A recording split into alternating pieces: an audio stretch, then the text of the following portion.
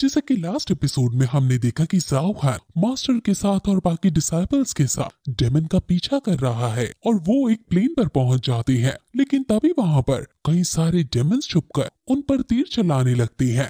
Master अपनी flame से उन सभी तीरों को जला देते हैं और उनको बाहर आने पर विवश कर देते हैं और फिर सभी डिसाइपल्स उन डेमन से लड़ाई करने लगते हैं, लेकिन तभी वहां एक डेमन पॉइजन छोड़ देता है। मास्टर तुरंत अपनी फ्लेम से पॉइजन हटाते हैं, लेकिन आसपास के बच्चे पॉइजन के कांटेक्ट में आकर बेहोश हो रहे हैं। ये पॉइजन डेमन का नाम बाई दू जुई है और ये मास्टर से कहता है कि मैंने ये पॉइजन खास तुम्हारे लिए बनाया है और अब तुम इसकी चपेट में आकर धीरे धीरे मर जाओगे। मास्टर तुरंत अपनी फ्लेम को चारों तरफ फैलाते हैं और उसके पॉइजन को अपने पास आने से रोकने लगते हैं।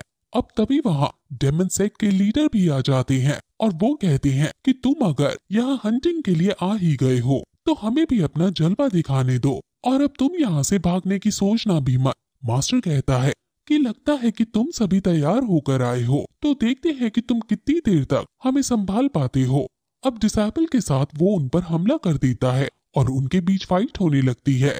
इस फाइट में बाइयो की आन रुईमू भी है और रुईमू लड़ते लड़ते ज़ाओ फैन के पास आती है और उससे लड़ने लगती है।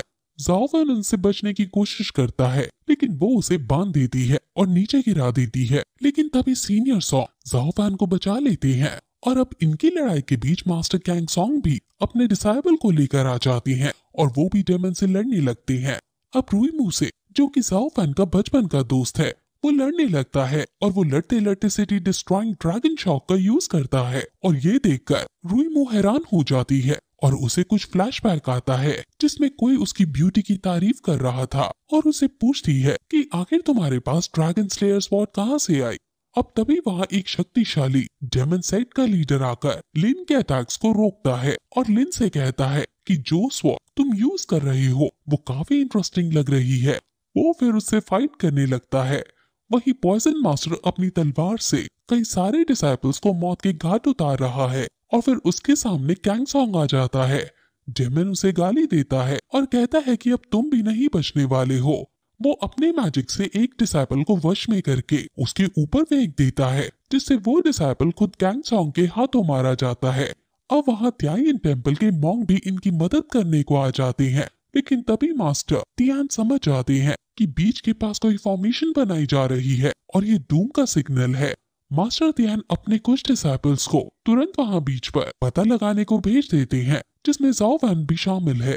गोल्डफिश भी इनके साथ चली जाती है और ये जल्दी से बीच के पास जाने लगते हैं, लेकिन रास्ते में कई सारे डेमन इन पर हमला करते हैं और कई सारे ट्रैप्स इनके बीच आते हैं, लेकिन ये हर एक बचते हुए आगे बढ़ रहे हैं। और लेकिन तभी वहाँ ओल्ड डेमन उनके सामने आ जाता है और अपनी फॉर्मेशन बनाए इनके रास्ते में खड़ा था।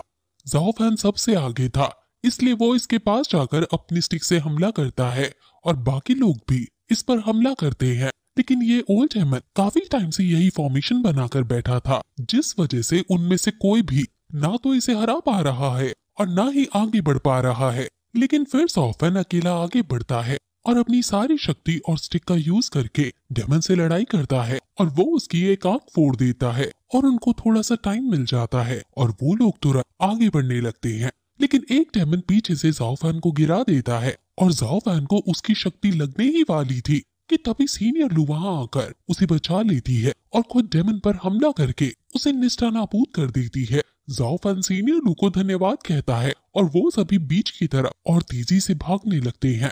वहीं डेमन जो कि प्लेन्स पर लड़ रहे थे, वो कहता है कि तुम्हें क्या लगता है कि तुम अपने कुछ डिसाइपल से हमें हरा पाओगे, जिस पर वो कहता है कि हम भले ही अभी तुम्हें ना हरा पाए, लेकिन तुम्हारा बीच पर चल रहा प्लान तो तबाह कर देंगे। ये सुनकर डेमन सेक्ट के लीडर के होश उड़ जाते हैं और वो समझ जाता है कि इन्हें बीच पर चल रही फॉर्मेशन के बारे में सब पता चल गया है और इनके कुछ डिसाइपल्स वहाँ उसे रोकने गए हैं। वो तुरंत यहाँ की लड़ाई छोड़कर बीच पर जाने लगते हैं और बीच पर डेमन किंग ने फॉर्मेशन के सारे पिलर्स क्रिएट कर लिए हैं और सभी डिसाइपल्स उस फॉर्मेशन के ऑरा से नीचे गिर जाते हैं। घोस्ट किंग उनके सामने आता है और ज़ाओ फैन उसे कहता है कि मुझे तुम्हारे एम्बिशंस पहले ही समझ जाने चाहिए थे। घोस्ट किंग कहता है कि आज मैं अपने प्लान में सक्सीड करके ही रहूंगा। ज़ाओ फैन अपने हथियार को हाथ में लेता है और कहता है कि देखते हैं कि तुम कैसे जीतते हो। अब तभी एक डेमन उस फॉर्मेशन को शुरू कर देता है और जब डिसाइपल उसे रोकने की कोशिश करते हैं तो घोस्ट किंग डिसाइपल से लड़ने के लिए आ जाता है और फिर उनको बांधकर खुद भी फॉर्मेशन को क्रिएट करने के लिए चला जाता है और इस फॉर्मेशन की वजह से पानी से एक बीस्ट बाहर आ जाता है। घोस्ट किंग अपने इस फॉर्मेशन का यूज करके बीस्ट को कंट्रोल करता है और काफी सारे मंत्र का प्रयोग करता है। वो मंत्रों से बीस्ट को एक घेरे में डाल देता है और वहाँ एक फर्नेस जैसा कुछ लाकर अपने मंत्र फिर से जैसे ही बोलना शुरू करता है वैसे ही डिसाइपल्स उस पर हमला कर देते हैं और घोस्ट किंग अकेला ही उनसे अब लड़ने लगता है। उनके बीच आइकॉनिक लेवल की फाइट होती है लेकिन घोस्ट किंग उनको पीछे धकेलने में सफल हो जाता है। वो बीस्ट उस घेरे में अब पागल सा होने लगता है और तभी फिर बहुत सारे डेमन भी वहां आ जाते हैं जो डिसाइपल पर हमला कर देते हैं।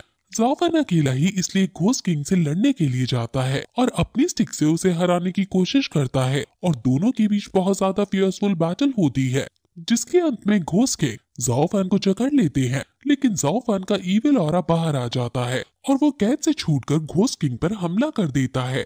घोस्ट किंग भी अपने पोटेंशियल का यूज करते हुए उसको फिर से पकड़ने की कोशिश करते हैं और कहते हैं कि लगता है तुमने अपने मैजिक वेपन को अच्छे से चलाना सीख लिया है, जिस पर वो कहता है कि भले ही ये वेपन ईविल हो लेकिन मैं हमेशा इसका यूज सत्य और धर्म के लिए करूंगा। जिस पर वो कहते हैं कि ऐसा बच्चा जिसे तिनके भर की भी नॉलेज नहीं है वो आखिर सत्य और धर्म का फैसला कैसे करेगा।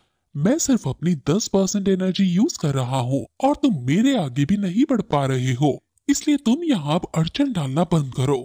मैं तुम्हें नुकसान नहीं पहुँचाना चाहता हूँ।